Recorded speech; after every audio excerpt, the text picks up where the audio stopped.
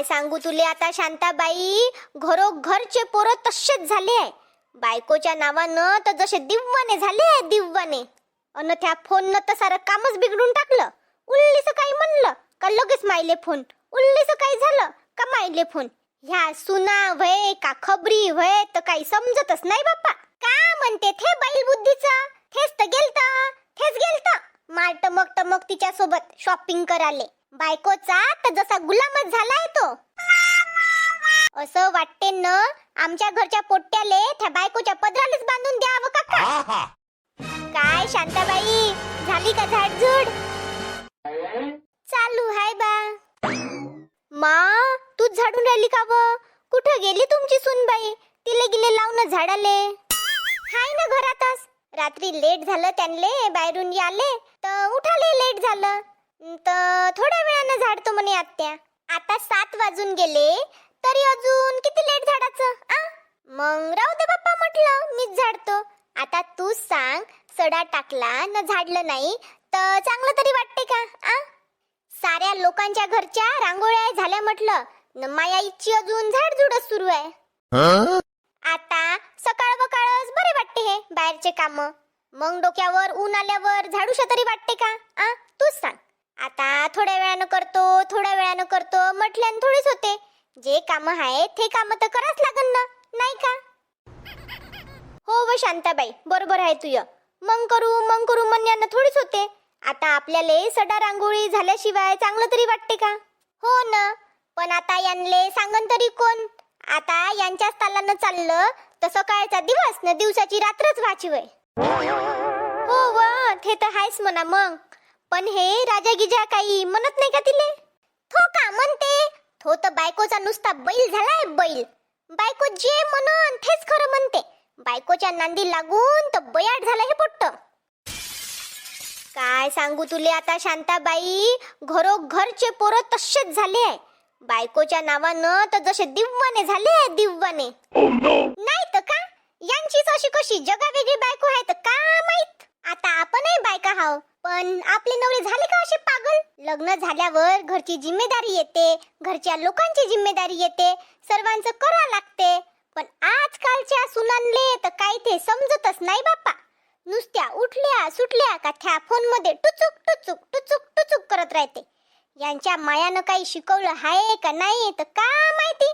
थोडसं शिकवून पाठवायला पाहिजे होतं का नाही? का माहिती बाप्पा, का शिकवलं न का नाही तर. अन त्या फोननं तर सारं कामच बिघडून टाकलं. उल्लीचं काही म्हणलं का लगेच मायले फोन, उल्लीचं काही झालं का मायले फोन. ह्या सुना व्हय का खबरी व्हय तर काही समजतच नाही बाप्पा. हो ना, रोजच मायले फोन अन एक तास बोलत राहते. रोजच एवढं का बोलायचं राहते तर का माहिती बाप्पा. अन आपल्या समोर बोलायलाही जमत नाही बरं. फोन आला का पळाल्या रूमच्या अंदर, फोन आला का पळाल्या अंदर. जसं आपल्या समोर बोलाले यांच्या अंगाले काटे सुटते का तर का माहिती बाप्पा. अन माया घरच्या पोट्याले काही म्हणावं तर ते वरून आपल्यालाच म्हणते. असते मम्मी पोरींचं. आता ते घर सोडून आली का नाही तर तिच्या मम्मी पप्पाला तिची काळजी वाटते, आठवण येते त्यांले, म्हणून करते ते फोन.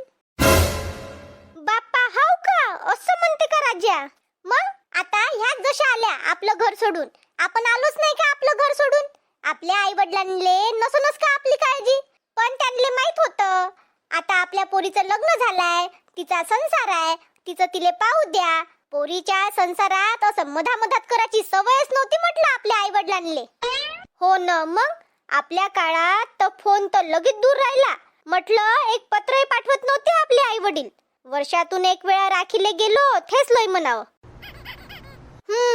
अन आताच्या माया तर अशा येईल पाडते का त्याची काही हदच नाही.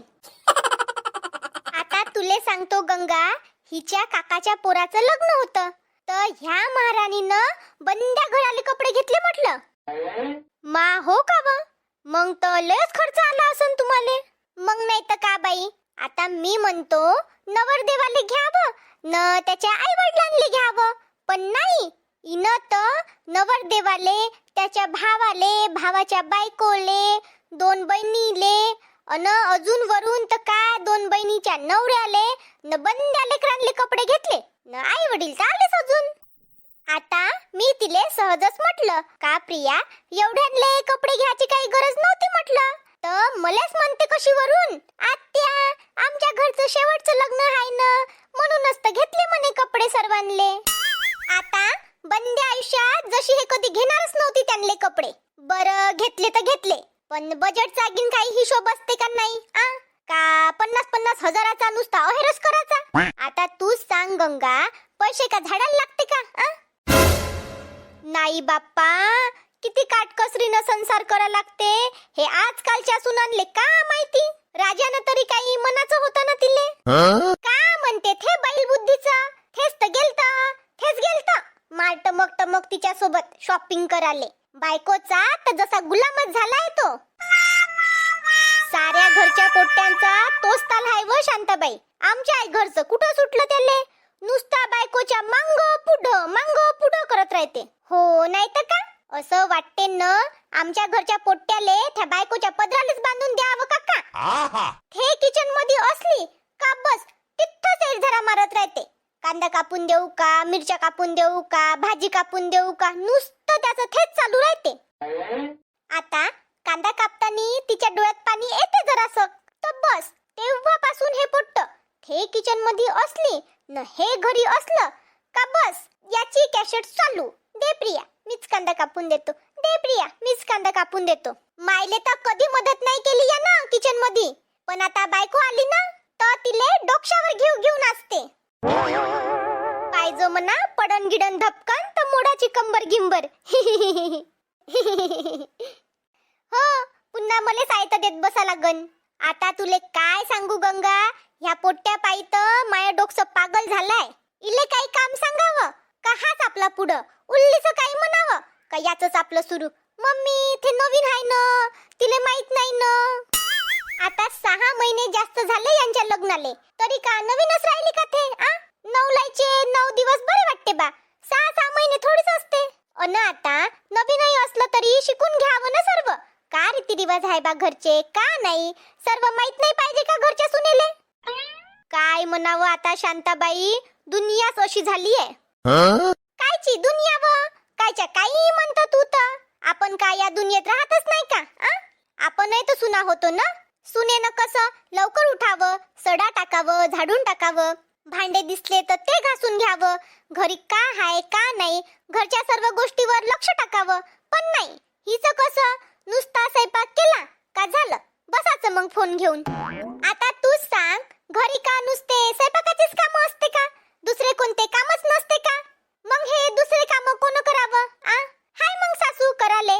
आता बाकीचे काम मलेच करा लागले तर ह्या राजाचं लग्न करून का उपयोग झाला?